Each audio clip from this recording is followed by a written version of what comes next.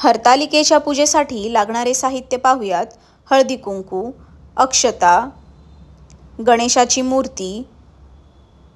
सखी पार्वतीची मूर्ती, विड्याची पाने, ओटीचं सामान, भस्म,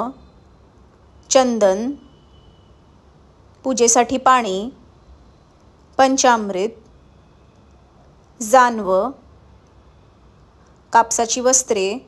अत्तर, तुपाचा दिवा, तेलाचं निरांजन, घंटी,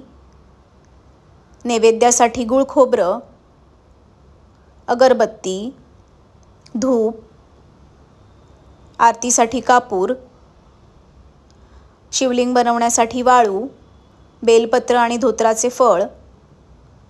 विविध प्रकारची फुले, गजरा, पत्री, 16 प्रकारची पत्री, 5 प्रकारची फळे, ओटीसाठी नारळ, ब्लाऊज पीस, बांगड्या, टिकली, काडेपेटी, कापूस,